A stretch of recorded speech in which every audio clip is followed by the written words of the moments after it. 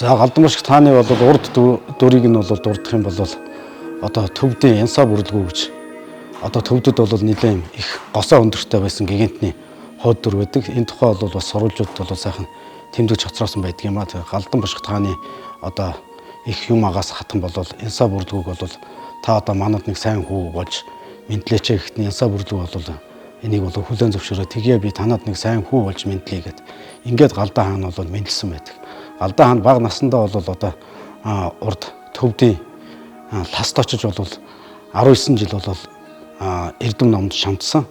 Тэгээд цагийн ирэхээр бол шар шавтсан байдаг. За Галдан хааны бол ойрдын бурхны шишинд 90 бурхны шишинд оруулсан хөв нэмэр нь юу гэдэм бэ гэхээр Галдан хаан бол яг одоо хамгийн сүүлчийн одоо бурхан багшийн шишнийг бол үе үеийн гигантнууд бол шинчилж ирсэн байдаг. Тэрний хамгийн сүүлчийн гигантэн буюу шинчилсэн гигантэн бол одоо тэр дархаж лөмбөнгээ их шинсэн ачаа хоёрын хүү байсан одоо Монгол ухсгаатай гэж яриад байгаа. Бог зонхов буюу тэр шар малгатны шишнийг бол дөрвөн өөрдөд бол дэлгэрүүлж өгснөөр бол хамгийн их том ач гавьяатай байдаг. За Галданбашг таан бол ер нь яг юу гөргөлжлүүлсэн бэ? Хин юм бол одоо ер нь нийт Монгол туурхтны шишний 3 өндөрлөгийг нэг болох өөрдийн 10 жамба заяанд намхаа жамц бол дөрөв өөрдөд бол шашин халах нийт Монгол туурхтанд бол ер нь ном номлож исэн байдаг.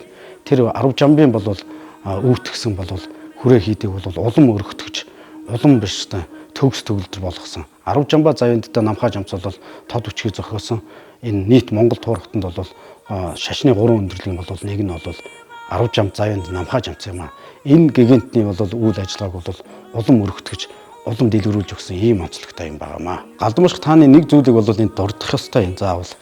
Яагаад вэ гэхээр яг тэр бог зонхов бол өстой ер нь шар малгатныхаа шишнийг бол үндэслээд 3 том хийд байгуулсан байдаг. Тэр нь бол Гандан, Браун, Сарай гэж Сэмбрэг үүсэм гэж юм сайхан хийд байгуулсан. Тэр 3 хийдийг бол хамгийн ахалдаг хийд нь бол Гандан буюу төгс баясгалантын хийд гэж том хийдийг бол тэр наад 2 хийдэ ахалж исэн байгаа. Тэр хийдийн ширээтээр бол ингээд залгдах гэсэн байдаг.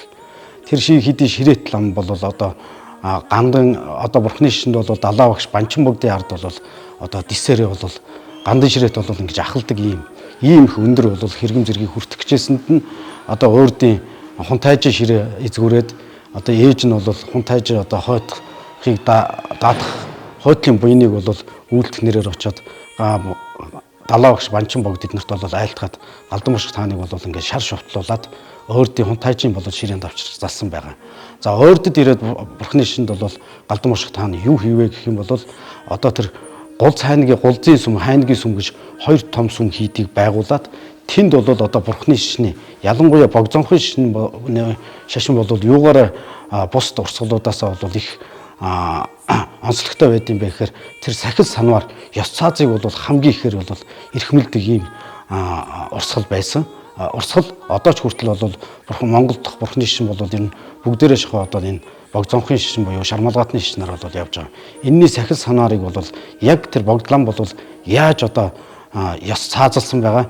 Тэрнийхэн дагуу бол бурхны шишинд бол тэр ойрдын тэр гул цайнгийнхаа сүмийг бол яг тэр дагуу бол ингэж сэргээсэн байт юм а. Зарим сурвалж бичгүүдэд бол Галданбашг тааныг бол 5 дугаар далаа багш бол одоо тэр Далхвандад буюу дайны тэнгэрийн одоо тагтахыг бол Галданбашг таан бол өөрөө бол 5 дугаар далаа багшд дурддах ч зохиолгосон байдаг. Тэрний хойтлын эгчин буюу тэр хойтлын хэсэгт бол 5 дугаар далаа багш бол айлтгсан байдаг юм а. Галданбашг тааныг бол Ясарва тэнгэрийн хөвлгаан гэж. Энэ бол 1680 онд бол зохиогдсон, бичин жил зохиогдсон ном байдаг. Энэ номын сүүлд бол за өөрдийн Ясарва тэнгэрийн хөвлгаан, өөрдийн Гадан Данзан Башг таан шамдал ихээр дурдсны хариуд сахлын бандит биевэр шар бичин жил бол зохиож өргөлөө гэсэн байдаг. Энэ нь бол одоо Ясарва тэнгэрийн хөвлгаан ч гэсэн байдаг. Ингээд Галданбашг таан бол энэ дайны тэнгэрийг бол бас ингэж дурдтагчааж өстой зохиолгосон.